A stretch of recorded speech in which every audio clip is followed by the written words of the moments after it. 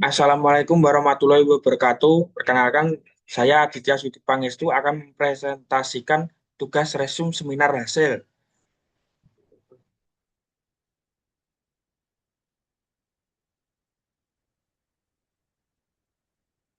Presentasi resum evaluasi kinerja Simpang 4 Kalioso pada ruas Jalan Solo Purwodadi. Pemateri atau peneliti Andi Pradana dengan NIM A01220008. Latar belakang, Simpang 4 Kalioso merupakan persimpangan jalan tak bersinyal yang sangat strategis. Persimpangan ini menghubungkan beberapa wilayah penting, hubungan wilayah Sragen, Surakarta, Karanganyar, dan Boyolali. Hambatan samping, pertokoan, pasar, dan pedagang kaki lima atau PKL. Tingginya volume kendaraan dan intensitas aktivitas ekonomi lokal memicu timbulnya hambatan samping, antrean panjang, dan tundaan parah. Diperlukan evaluasi komprehensif menggunakan acuan PKJI 2014. Rumusan masalah dan tujuan. Kinerja exiting.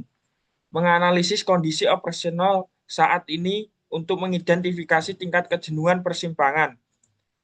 Satu, menghitung kapasitas rel simpang tak bersinyal. Dua, menganalisis derajat kejenuhan atau DC arus lalu lintas. Tiga, menentukan nilai tundaan rata-rata kendaraan. Empat, mengestimasi peluang antrian atau PA maksimum. Solusi alternatif, merumuskan penanganan fisik maupun manajemen lalu lintas terbaik guna mengurai penumpukan. Satu, mengembangkan skenario rekayasa geometris. Dua, menilai efektivitas masing-masing alternatif usulan. Tiga, menentukan solusi termudah dan paling efisien diterapkan. Tiga, meningkatkan level of service atau loss simpang. Landasan teori dan analisis. Input parameter teknis menganalisis kondisi geometrik fisik persimpangan secara akurat, mengumpulkan volume data lalu lintas harian atau kendaraan total, serta mendokumentasikan kondisi lingkungan sekitarnya atau tip hambatan samping. Kapasitas simpang, C. Kemampuan maksimum simpang dalam menampung arus lalu lintas dalam satuan kendaraan per jam atau SMP per jam dipengaruhi lebar masuk, faktor penyesuaian kota, dan tip samping. Derajat kejenuhan atau DC, rasio perbandingan arus lalu lintas rel dengan kapasitas operasional simpang digunakan sebagai indikator utama kemacetan. Tundaan atau T dan peluang antrean atau PA, menghitung waktu tambahan yang terbuang saat mengantri di persimpangan beserta probabilitas ruang henti kendaraan yang dibutuhkan. Presentasi resum evaluasi perencanaan tebal perkerasan lentur mode AA SHTO 1993 ruas jalan raya Grompol sampai Jambangan dan anggaran biaya. Pemateri atau peneliti Hanapi Akbar Gilang Ramadan dengan NIM A01220081. Latar belakang, Jalan Raya Grompol Jambangan merupakan prasarana angkutan darat vital yang memiliki peran strategis dalam menunjang pertumbuhan ekonomi regional serta mobilitas masyarakat harian. Kondisi exiting ruas jalan mengalami kerusakan serius yang secara signifikan mengganggu keselamatan berkendara dan kenyamanan pengguna jalan umum. Oleh karena itu, diperlukan tebal struktur perkerasan lentur baru yang kokoh dan tahan lama guna mengakomodasi pertumbuhan arus kendaraan berat. Metodologi dan parameter desain. Metode AASHTO 1993 menerapkan pedoman standar internasional AASHTO 1993 atau American Association of State Highway and Transportation Official untuk merancang struktur jalan. Menggunakan pendekatan empiris komprehensif, sangat andal dalam memprediksi kelelahan bahan, menyediakan perhitungan berbasis umur rencana jangka panjang, estimasi anggaran atau RAP, Perhitungan biaya pelaksanaan konstruksi fisik perkerasan menggunakan dasar acuan anggaran daerah setempat. Menggunakan harga satuan Kabupaten Karanganyar tahun 2016. Mencakup analisis harga satuan pekerjaan atau AHSP, aspal, dan agregat. Menghitung efisiensi optimalisasi struktur perkerasan.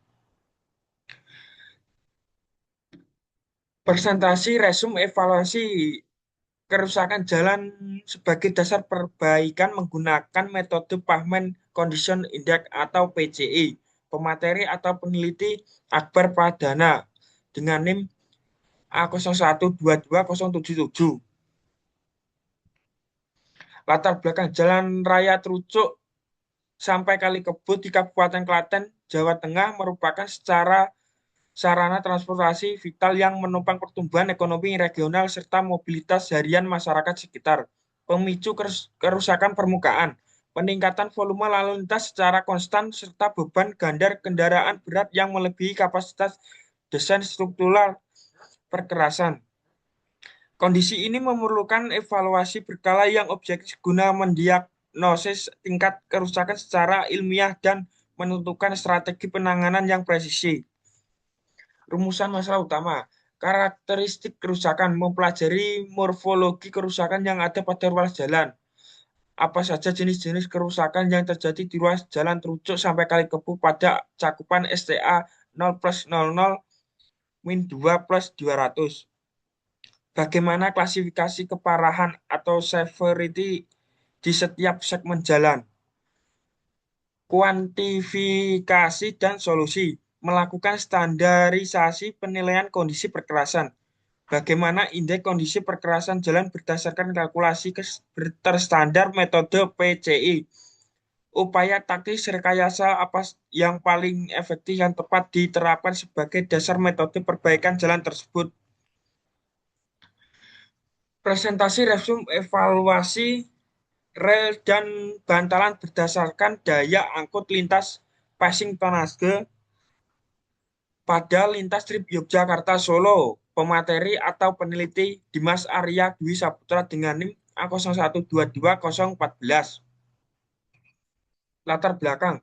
Jalan rel merupakan prasarana utama dalam transportasi kereta api yang sangat menentukan keselamatan, kenyamanan, dan ketepatan waktu perjalanan sehingga kondisi harus selalu prima. Pemicu kelelahan infrastruktur, meningkatnya mobilitas masyarakat, melipat gandakan perjalanan kereta api setiap tahunnya menyebabkan lonjakan beban lalu lintas secara akumulatif. Kondisi ini memicu kelelahan material pada baja rel, peningkatan tegangan mekanis rel, serta degradasi kualitas struktural bantalan beton terpasang. Koridor Yogyakarta sampai Solo, jalur lintas padat. Lintas Yogyakarta-Solo adalah salah satu koridor kereta api paling strategis dan tersibuk di Pulau Jawa, melayani komuter lokal atau KRL Jogja-Solo. Rute lintas utama kereta api penumpang jarak jauh, jalur di distribusi angkutan barang logistik nasional. Fokus rekayasa. Penelitian difokuskan pada analisis keandalan dan daya dukung rel bantalan guna merancang strategi taktis. Mengestimasi bantalan toleransi kelayakan beban lintas, mengidentifikasi titik-titik rentan di sepanjang rute, menyusun strategi pemeliharaan preventif yang presisi.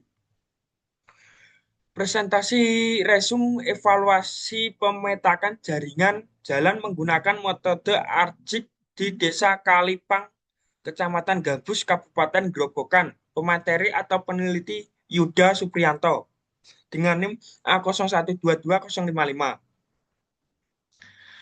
Latar belakang, jalan adalah prasarana transportasi daerah yang meliputi segala bagian jalan termasuk bangunan pelengkap yang dipengaruhi untuk lalu lintas yang berada di atas permukaan tanah, di bawah permukaan tanah, serta di atas permukaan air kecuali jalan kereta api.